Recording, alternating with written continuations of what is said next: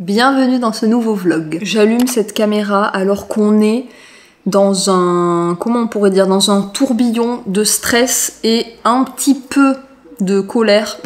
Mais voilà, c'est ça les vlogs à la cool. Vous avez toutes les émotions en direct, ou presque. Bref, si vous me voyez scruncher mes cheveux, c'est parce que je viens de les laver. Donc là, ils sont en train de sécher. Mais oui, là, on est en train de répondre aux architectes. Enfin, j'ai laissé David parce que là, il est en train de modifier quelques plans. J'attaque avec le dur, là. J'attaque ce vlog. Je sais pas si j'ai envie de vous mettre dans le bain direct, de vous déprimer avec moi. En gros, c'est un petit peu compliqué. La communication avec nos architectes. En fait, on s'aperçoit qu'ils ne sont pas aussi compétents, je pourrais dire, pas aussi compétents que ce qu'on espérait. Alors bon, j'ai aussi conscience que quand on n'est pas du tout architecte, c'est un petit peu bizarre de considérer qu'un architecte n'est pas compétent.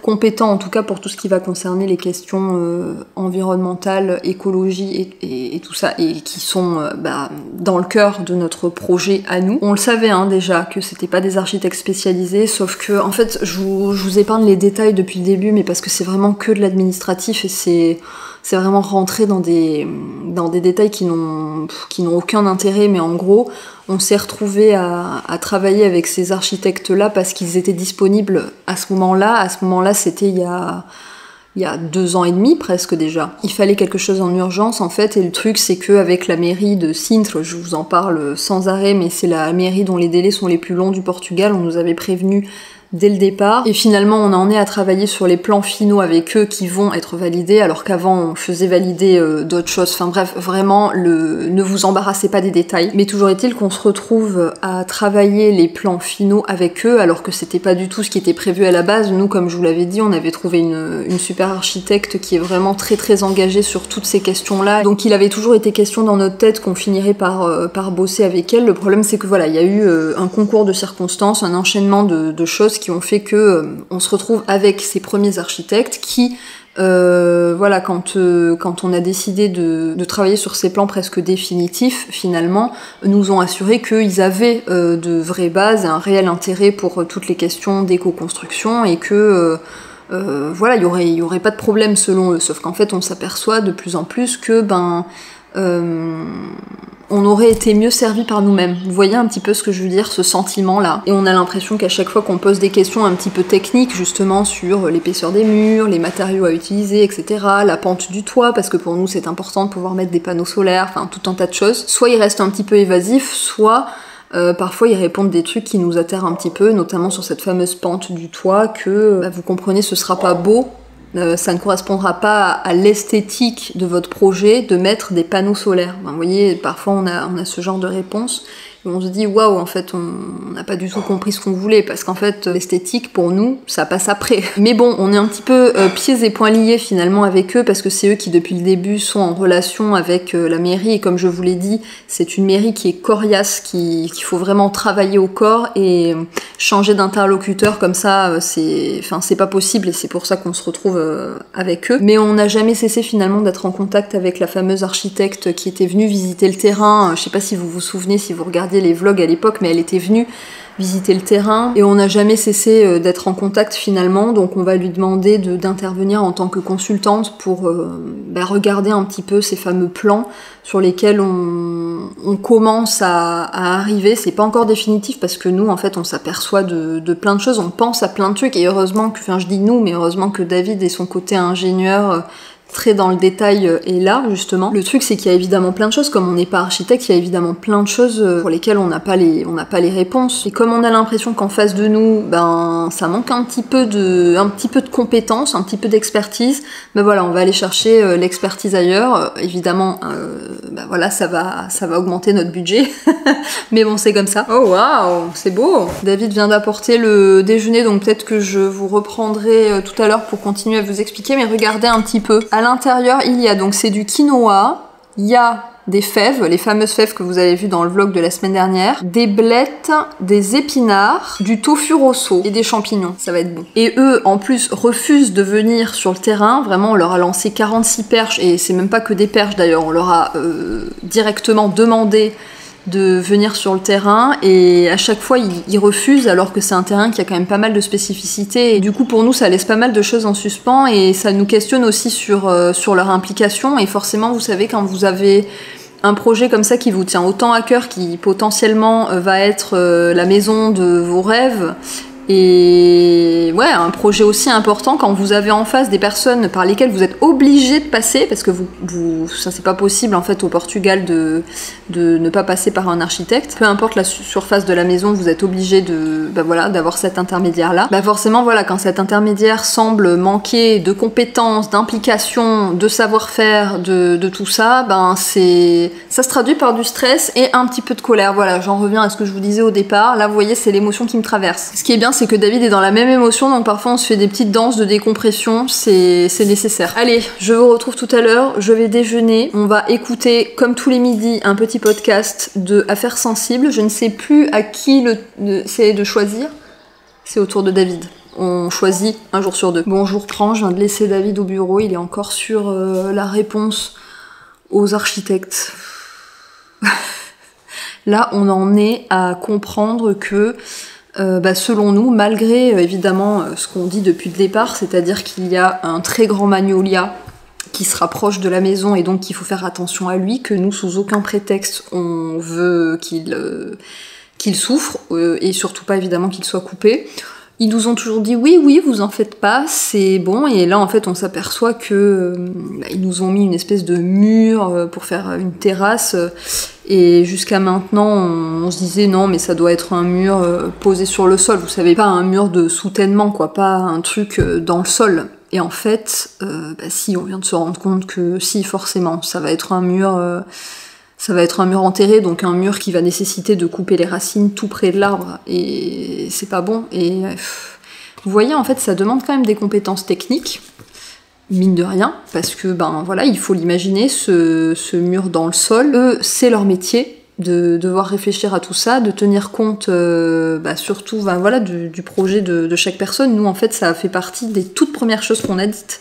Il y a 2 grands arbres qui pourraient être menacés par la construction de notre maison, et en fait nous ils sont sur le devant de notre projet quoi, c'est-à-dire ces arbres, il faut les protéger, donc notre maison s'il faut elle sera toute petite, mais par contre les arbres ils doivent rester là. Ils nous ont toujours dit oui, mais en fait, on commence à en avoir un petit peu marre de ces oui, parce qu'on a l'impression que derrière, c'est pas forcément des choses dont ils tiennent compte. Enfin bref, là je suis en train de repartir.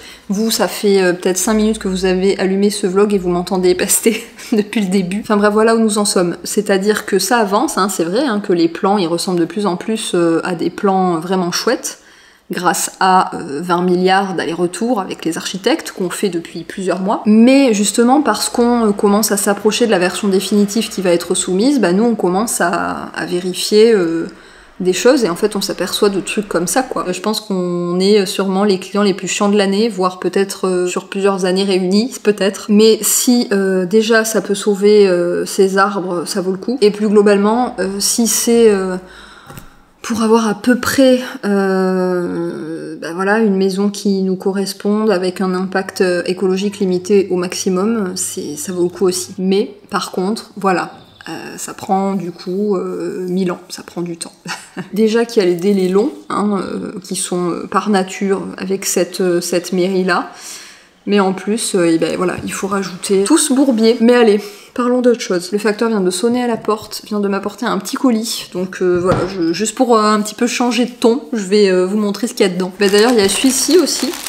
Il est venu tout à l'heure parce que c'est DHL, c'est 2 facteurs différents. Mais ça, vous savez déjà ce que c'est. Vous reconnaissez peut-être cette couleur absolument sublime du top Solis que j'ai co-créé avec Maline. C'est une des 2 nouvelles couleurs puisqu'il y a ce magnifique rouge. Mais regardez là tout de suite, c'est bonne mine quoi. On a rajouté 2 nouvelles couleurs cette année. Il y a donc ce magnifique rouge parfait pour l'été, et le cannelle que vous connaissez déjà des bodys qu'on trouvait absolument magnifique sur un top comme ça aussi, avec un petit bronzage magnifique. Et il m'est arrivé tout droit de l'atelier puisque c'est la version classique. Moi je l'avais uniquement en crop top. Vous savez, il y a une version qui s'arrête un petit peu au-dessus du nombril et une autre version, celle-ci, la classique, qui va vraiment bien en dessous. Vous avez le choix en fait de choisir la longueur que vous voulez. Et bien sûr toujours avec la brassière intégrée, donc plus besoin de soutien-gorge. Moi je les porte tout le temps, vraiment tout le temps, parce que c'est le confort absolu. C'est déjà la matière, c'est du tencel, c'est tout doux, donc vous avez l'impression d'être un peu dans une seconde peau, et en plus il n'y a pas besoin de soutien-gorge, enfin, c'est vraiment la liberté totale. Enfin, vraiment, à chaque fois, je vous en parle, mais c'est parce que je les adore, en fait. Vraiment, je les trouve exceptionnels, voilà. Mais je vous mettrai un petit lien dans la barre d'infos pour que vous puissiez aller les retrouver, si ça vous dit. Le colis que je viens de recevoir, sinon, c'est un colis Mademoiselle Bio. C'est Mademoiselle Bio qui voulait m'envoyer leur concentré raffermissant expert au collagène. C'est un petit peu une innovation, c'est un nouveau produit. Il m'avait demandé de le tester il y a des mois de ça, pour éventuellement décider d'en faire une collab, mais moi j'ai été obligée de refuser parce qu'en réalité je testais, et vous m'avez vu le faire, les produits pulpe de vie pendant ce temps-là, donc en général j'essaye de pas tester deux routines en même temps. Ça me paraît normal hein, si on veut constater les résultats. Mais ils me l'ont envoyé quand même pour que je puisse tester à l'occasion quand j'aurai un petit peu de temps. Hâte d'essayer ça. Et tant qu'à faire, ils m'ont demandé si j'avais besoin de produits pour me les envoyer dans le même colis. Et j'ai pris le SPF 50+ de Patika. Celui-ci, je ne l'ai encore jamais testé, mais j'en ai entendu bien. Et vous savez que je suis à la recherche de la crème solaire visage à filtre minéral qui ne rend pas tout blanc, hein. C'est une quête sans relâche. Donc écoutez, ce sera notre crème pour le stage de voile dans quelques semaines. Je vous en dirai des nouvelles, même si l'année dernière j'étais partie avec la Kirby. Elle est bien aussi, hein, mais bon, voilà, vous avez le visage un peu plâtré, quoi, c'est comme ça. Mais cela dit, elle reste bien avec une protection vraiment à toute épreuve. Je peux vous dire que quand vous testez la voile et que vous ressortez sans coup de soleil, c'est que la crème solaire a bien fait son job. J'ai aussi repris l'eau micellaire de chez Madara. Celle-ci, je pense que c'est la 247e fois que je vous en parle. C'est probablement aussi mon 24e pot. Vraiment, je l'adore. J'ai jamais trouvé une eau micellaire aussi bien, en fait. Parce qu'elle a quelque chose d'assez fabuleux, c'est qu'elle ne se rince pas, contrairement à la plupart des eaux micellaires, et qu'en plus, elle vient apporter un petit peu d'hydratation, parce qu'elle est enrichie en acide hyaluronique. Et donc c'est parfait, justement pour des aventures comme la voile, où vous êtes dans un endroit en fait où vous n'avez pas accès à beaucoup d'eau. Pour rincer justement la crème solaire que vous êtes tartinée toute la journée, le soir vous avez besoin d'un produit comme ça pour la retirer. Pour tout ce qui est voyage en van ou bivouac par exemple, si vous avez de la crème solaire à retirer très régulièrement, ce genre de produit, et surtout celle-ci vraiment, c'est ce qu'il vous faut. Donc eux deux, ils partent avec nous sur le bateau. Et enfin, je voulais essayer ce dentifrice The Smilist. C'est une marque bio spécialisée dans le blanchiment des dents. Je sais pas exactement si c'est le terme, hein, le blanchiment des dents. Aussi, blanchiment des dents. Ils ont une sorte de sérum à appliquer sur les dents. Ils ont voilà, différents produits. Donc je voulais essayer ce dentifrice et je suis en train de me demander est-ce qu'il y a du fluor à l'intérieur, parce qu'on sait jamais avec les dentifrices bio. Non. Pas de fluor à l'intérieur, donc vous voyez c'est typiquement le genre de dentifrice, si vous l'utilisez, il faut qu'il soit entouré de dentifrice avec du fluor, quoi. Parce que pour la santé des dents, le fluor ça reste important, mais c'est vrai que dans la majorité des dentifrices bio, il n'y a pas de fluor. Si vous n'avez pas de problématique dentaire particulière, je pense qu'il n'y a pas trop de soucis à utiliser parfois des dentifrices qui n'ont pas de fluor. Enfin nous on le fait, on n'a jamais eu de problème, mais on le fait depuis une dizaine d'années, mais par contre il faut essayer de pas le faire sur le long terme parce que ça peut vous provoquer des problèmes de dents, et j'ai d'ailleurs une amie à qui c'est arrivé. Bon voilà, est-ce que je me sens moins stressée? Non. Mais est-ce que les vibes étaient meilleures pour vous? Je pense, je l'espère. Maintenant je vais aller bosser, enfin essayer de bosser, parce qu'en réalité je ne fais que des allers-retours dans le bureau pour aller voir David et voir comment ça avance et essayer de l'aider. Et lui il est en train de s'énerver, enfin vous savez ce que c'est en fait, ce genre de mail à rédiger super long, super technique avec plein de détails.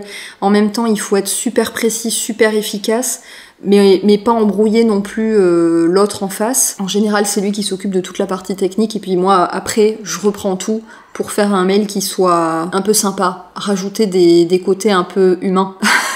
Hey. Je me trouve présentement dans ma cuisine, il y a encore la vaisselle à faire derrière moi et je me suis installée avec mon PC pour bosser debout et je suis floue.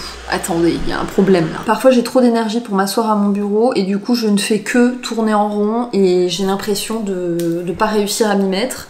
Alors la solution, bien souvent, si vous souffrez du même mal que moi, c'est de trouver un plan de travail suffisamment haut et de vous installer pour travailler debout. Je suis même encore avec ma tenue de danse de ce matin. J'ai même pas pris ma douche, mais c'est pas grave. L'énergie, la motivation est là, donc il faut la prendre quand elle est là. On a d'ailleurs fini par envoyer le mail aux architectes. Hier, il était à peu près minuit.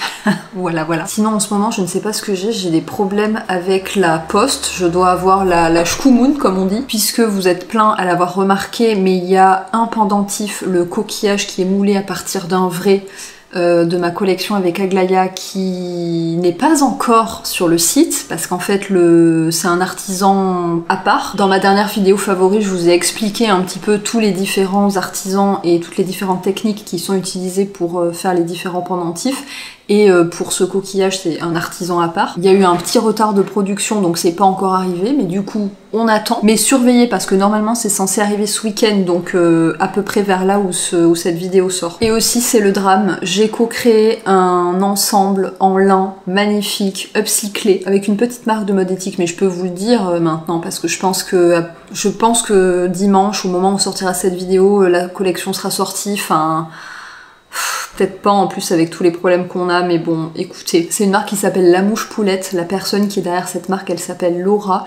Ça a vraiment été ma plus belle découverte mode éthique de l'année dernière, vraiment. Elle fait tout en France et en upcycling, donc elle va chez un fournisseur qui ne revend que des fins de rouleau, donc que des petites quantités, et en fonction des tissus qu'elle trouve, ben elle crée, et c'est toujours vraiment le soin apporté aux détails, c'est vraiment des coupes toujours super, enfin moi vraiment je vous dis, l'une de mes plus belles découvertes de l'année dernière. Donc on avait décidé de faire une petite co-création ensemble, on avait trouvé un magnifique lin rose, et bien le colis avec la majorité des pantalons de l'ensemble a disparu. Donc déjà qu'il n'y avait pas beaucoup de quantité produite, hein, parce que, voilà, comme je vous le dis, c'est juste en fonction de ce rouleau qu'on a trouvé. Moi, je voulais une matière que j'aime, et en l'occurrence, le lin, vous savez, c'est ma matière fétiche. Une couleur incroyable, enfin, en fait, il fallait que les planètes s'alignent, quoi. Il fallait trouver le tissu, moi, qui me convienne pour une co-création, avec le peu qu'il y avait. Donc voilà, déjà que les quantités étaient pas bien grandes, mais là, on vient de perdre...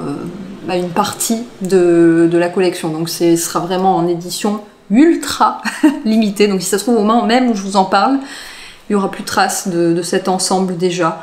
Bon écoutez, c'est pas grave, il faut quand même que je vous en parle parce que c'est un beau projet. Au menu ce soir, le petit repas de la flemme, mais qui fait tellement plaisir, du yaourt végétal dans lequel on mélange un petit peu de protéines, c'est des protéines de pois, avec un petit peu de granola, des fraises du coin, des bananes, un petit peu de peanut butter sur le dessus, et puis c'est trop bien, on a l'impression d'être revenu étudiant. C'est notre petit repas de la flemme qui fait tellement plaisir. Voilà, je vous conseille de faire ça ce soir si vous voulez. 1, gagner du temps, et puis 2, avoir l'impression d'être des gens cool. Maintenant, il va falloir qu'on trouve le film ou la série qu'on va regarder. D'ailleurs, je vous en parlerai certainement dans une vidéo favori, mais on vient de terminer la série Tchernobyl. C'était pas good vibes, hein, comme vous pouvez vous en douter, mais c'était vraiment top. En ce moment, je fais le constat qu'on est un peu dans l'attente. Et on est dans l'attente depuis un petit moment maintenant. Et finalement, c'est un peu lié à ce que je vous disais au début de ce vlog. C'est un peu lié évidemment à notre maison, à ce projet-là, qui n'avance pas, ou qui avance, mais qui avance lentement. Et ça va faire des années, et même si... on nous avait prévenu, on nous avait dit que ce serait très long parce que on travaille avec la mairie qui a les délais au Portugal les plus longs, parce que on savait aussi dès le départ que nous on était très exigeants, et que au Portugal l'éco-construction, en tout cas une construction avec un impact moindre sur l'environnement, c'est vraiment pas répandu. Enfin de nos jours, hein, parce que avant, c'est comme toujours, avant on savait faire, c'est juste qu'on ne sait plus, ou en tout cas qu'on ne le permet plus, malheureusement. Mais même si vous êtes prévenu, même si on vous dit ce sera long, et même si vous vous mettez dans les meilleures conditions pour en prévision de cette attente, donc par exemple cet appartement, vue mer, enfin on pouvait pas rêver mieux, même si vous êtes au courant, on peut jamais anticiper en réalité, la longueur du temps. Vous savez, 3 ans sur le papier, c'est jamais 3 ans dans la vraie vie. C'est pas le même effet. Et alors que pour nous, finalement, le fait de s'installer au Portugal et d'avoir ce cocon, cette idée, elle a vraiment surgi du Covid finalement, quand on s'est retrouvé obligé de rentrer de notre grand voyage sans avion, voyage qui normalement n'avait pas de date retour. En fait, on s'est retrouvé, l'herbe nous a été coupée sous les pieds et on n'avait nulle part où aller en fait, parce qu'on avait vendu notre maison. On avait une maison à côté de Lyon, on avait vendu notre maison, on avait tout vendu, on n'avait plus rien à part nos sacs à dos, et donc on s'est retrouvé sans rien, et c'est là qu'on s'est dit que ce serait bien en fait d'avoir un petit endroit dans lequel revenir, un petit endroit qu'on pourrait appeler chez nous. Et donc c'est là qu'a commencé ce projet de s'installer au Portugal, et puis on a rencontré notre terrain qui a parlé à notre cœur tout de suite. Mais c'est vrai qu'au départ, ce projet-là, en fait, on l'imaginait entre 2 grands voyages, je crois. Et finalement, ce deuxième grand voyage, celui d'après, il est loin, même si, vous nous voyez nous former à la voile avec assiduité, même si on perd pas tous nos rêves et tous nos projets, forcément, on est un peu dans un climat un peu d'attente, de patience. Je ne suis pas bonne à ça. Moi qui ai toujours 45 000 idées, plein de projets en tête, qui ai tout le temps envie de me projeter, de faire plein de trucs, j'ai pas envie, en fait, j'ai une espèce d'angoisse de la vie qui file, en fait, finalement. Donc voilà, il y a un peu un climat d'attente, donc évidemment pour ce projet-là, mais pour d'autres projets aussi. Et je crois que je peux pas faire grand-chose à part attendre, je sais pas. C'est un sujet vraiment qui m'obnubile un petit peu en ce moment, parce que j'ai vraiment cette impression d'être un peu engluée. Et puis après, je prends du recul et je me dis, mais attends, t'es engluée dans quoi? Parce que, en fait, la vie que tu t'es créée, c'est quand même vraiment bien. C'est-à-dire, j'ai vraiment...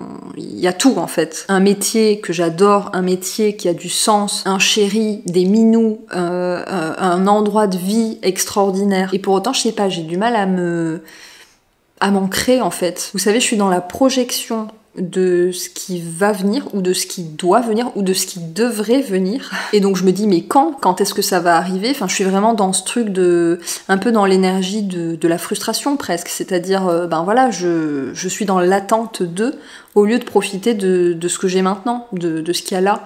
Et donc c'est vraiment quelque chose où, j'ai pris le recul, c'est bon, le constat est fait, sans problème. Mais par contre, je me rends compte que je suis vraiment dans cet état du manque. Bon, peut-être que ça va passer, parce que j'ai l'impression que c'est assez récent finalement, et que ça vient peut-être aussi de tout ce qu'on a vécu en début d'année, je ne sais pas. Et je sais que vous ne savez pas de quoi je parle, parce que je n'en parle pas.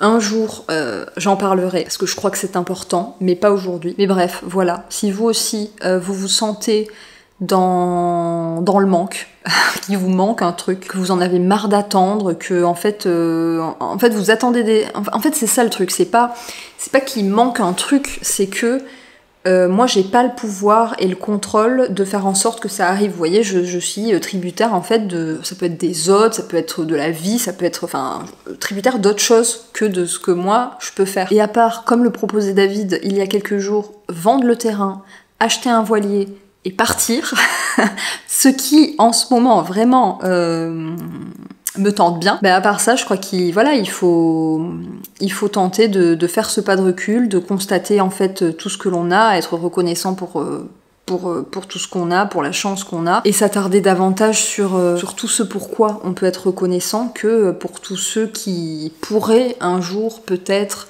se passer, mais ouais, je sais pas. Si vous traversez le même genre de truc, écoutez, on est ensemble. Ce matin, j'ai terminé À la lumière de Céline Gabarret. Je vous le présentais dans le vlog de dimanche, finalement. C'est bien parce que j'ai mis que quelques jours à le lire, alors c'est pas un livre énorme, hein. Mais cela dit, je m'en félicite quand même parce que j'ai toujours beaucoup lu, et j'ai toujours lu toute ma vie. Mais je dirais quand même que j'ai beaucoup réduit, parce que j'accorde de moins en moins de place aux livres, tout simplement parce que le smartphone, je pense, a progressivement gagné du terrain. C'est hyper triste à dire, mais je crois que c'est la réalité. Et donc, très important aussi, j'ai réinstallé mon application, je crois que ça s'appelle Stay Focused, qui permet en fait de fixer des horaires pour certaines applications. Et donc moi, les applications que je bloque, c'est évidemment Instagram, mes mails, TikTok, même si j'y vais très peu, mais bon, je connais mon cerveau, je sais que s'il n'a pas Instagram, il est capable de se dire bon ben allez, allons sur TikTok, donc je bloque aussi TikTok. Les commentaires YouTube aussi, ça c'est quelque chose que je bloque. Je bloque évidemment pas toute la journée, mais je bloque entre 21h et 11h du matin. Donc il y a toute la soirée et toute la matinée où en fait il faut que je fasse d'autres choses. Ça me permet de m'éloigner du smartphone et donc de lire davantage par exemple. Est-ce que c'est pas beau ça? Franchement, si je peux vous faire un retour lecture chaque semaine, moi ça me va. Et donc pour en revenir à cette lecture, c'est une ode à la maternité au sens large, c'est-à-dire que on voit plein de profils de mères, même s'il y a des pères aussi dans ce livre, mais disons qu'ils sont avant tout là pour parler des mères. C'est un roman qui se passe au bord de l'océan, à La Rochelle et en Bretagne, donc vraiment plein d'embrun salé, de cette ambiance un petit peu du vacarme de l'océan au loin, avec les mouettes et du sable plein les poches. C'est un peu ce genre d'ambiance, et si vous me connaissez un peu, vous savez que ça me parle. C'est très joli, tout plein de poésie. Céline Gabarret, elle aime bien laisser des petites images de ci de là, des petites images douces, assez mignonnes. Vous savez, c'est le genre de petites images où quand vous lisez, vous vous arrêtez vous faites un petit temps dans la lecture pour y penser, pour l'apprécier. Vous savez, comme un petit truc intéressant que vous avez dans la bouche, et ça vous prenez tout d'un coup conscience pour l'apprécier davantage. J'enchaîne avec l'Odyssée d'Abdoul d'Audrey Millet. Alors là, on change complètement puisque on quitte l'univers du roman et de la fiction.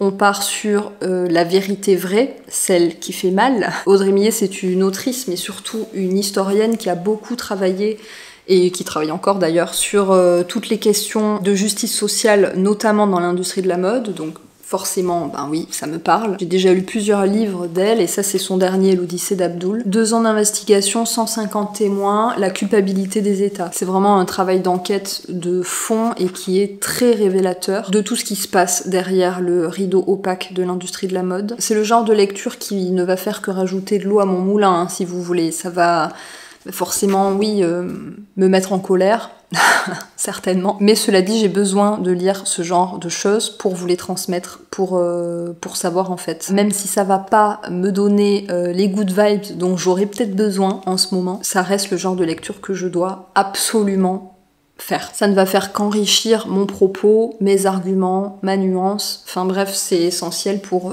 mon métier quelque part. Je vous en dirai des nouvelles, évidemment. On est jeudi, je vous reprends juste quelques secondes. Là, je suis dans mon espace bureau, je ne me suis encore même pas lavé les dents. On est jeudi matin. Il va falloir de toute façon que j'aille me préparer parce que j'ai mon cours de danse qui arrive. Mais je voulais là vous montrer, parce qu'en fait vous ne vous rendez peut-être pas compte. Quand je vous dis je fais des mails, à quoi ça ressemble? Là par exemple ce matin, là je suis en train de faire un devis. Ensuite il faut que je signe un contrat. Et signer un contrat, ça veut évidemment dire le lire éventuellement, et c'est le cas dans la plupart du temps, faire des remarques, des retours pour qu'il y ait des modifications au contrat. Donc ça veut dire pas forcément le signer tout de suite. Là par exemple aussi, il y a une marque qui voudrait que la facture soit éditée différemment, alors que ce n'est pas possible, c'est mon logiciel de facture qui édite. Bref, que de l'administratif. Parfois, les mails c'est pas toujours plein d'opportunités, plein de demandes de collab intéressantes, plein de discours de créateurs de marques qui me racontent un peu leurs aléas. Non, c'est pas toujours ça les mails. Parfois c'est des matinées entières de gestion administrative, et parfois même avant de s'être lavé les dents. Et aussi, là je viens de rallumer la caméra, mais il est évidemment moins de 11h.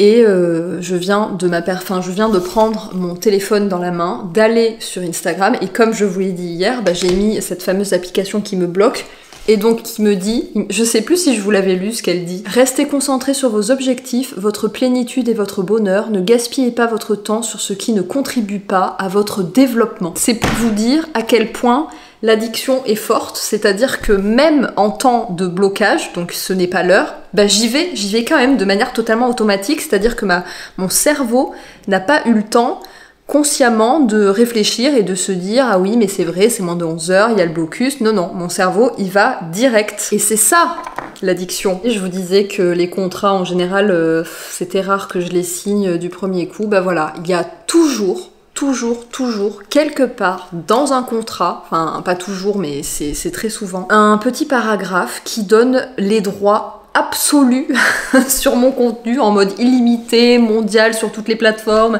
Il y a toujours, enfin c'est dingue quand même, enfin s'il y a des créateurs et des créatrices de contenu dans la salle, mais dites-moi que je ne suis pas seule, c'est impressionnant le nombre de contrats avec ce petit paragraphe caché quelque part. En général, il n'y a jamais aucun problème, hein. C'est-à-dire que quand je demande de le retirer, le paragraphe est retiré, mais par contre, il est toujours là par défaut. C'est fou. Ne donnez pas les droits d'utilisation sur votre travail, pas à l'infini comme ça et gratuitement surtout.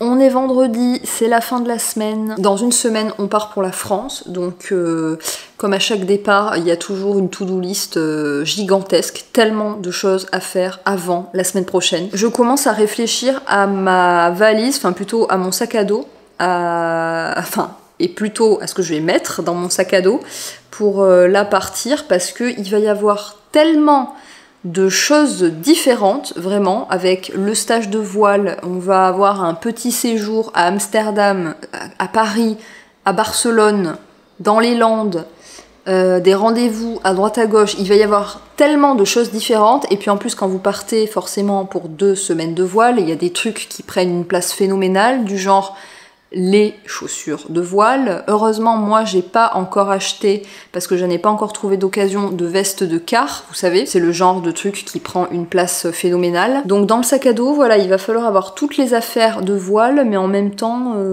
voilà, il va falloir que tout rentre. Et pour quand même une assez longue période, hein, un peu plus d'1 mois, ça va être long. Donc bon, je ne sais pas encore trop comment je vais m'y prendre, je vous avoue que je commence à y réfléchir un petit peu.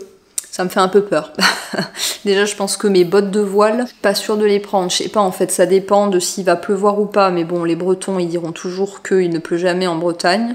Je sais pas si on peut leur faire confiance. Sinon, sur un autre sujet, on est encore entre... vous savez, ce moment un petit peu relou quand vous êtes entre 2 séries. Donc vous venez d'en terminer une qui était bien, donc Tchernobyl en l'occurrence, je vous en ai parlé en début de semaine. Et là, ben, on cherche la prochaine. Là, ça fait 2 jours qu'on essaye, alors sur le même thème, sur le thème de la danse, parce que moi, évidemment, j'ai cette attirance depuis toujours pour la danse. Je danse depuis que j'ai 5 ans, enfin voilà, c'est une passion qui a toujours été. Et forcément, bah, quand il y a des séries sur ce thème, ça m'attire. C'est 2 séries qui sont américaines. La première, ça s'appelle Étoile. Je crois que c'est assez récent parce que j'en avais entendu parler sur Instagram, quelqu'un qui disait que c'était chouette. Écoutez, on n'a pas pu aller plus loin que l'épisode 1.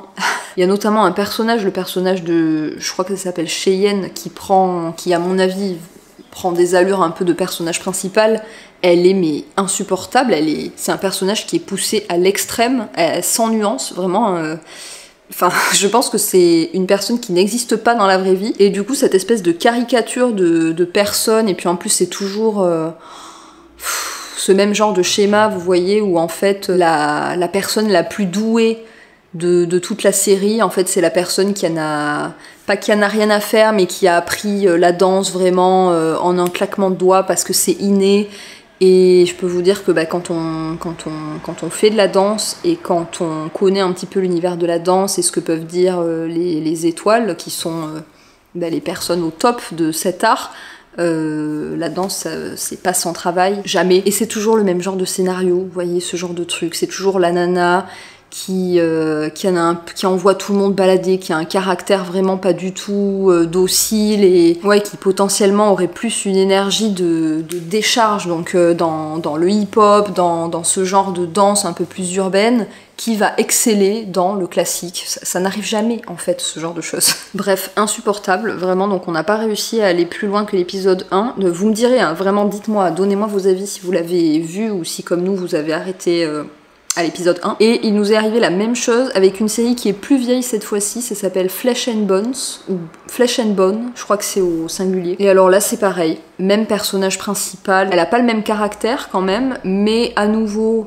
C'est quelqu'un d'hyper spécial. C'est quelqu'un qui en un claquement de doigts, pareil, devient la star de la compagnie en n'ayant pas dansé pendant 3 ans, en ayant disparu des radars. C'est quelqu'un qui s'excuse d'être là, qui prenait des cours en échange de laver les toilettes.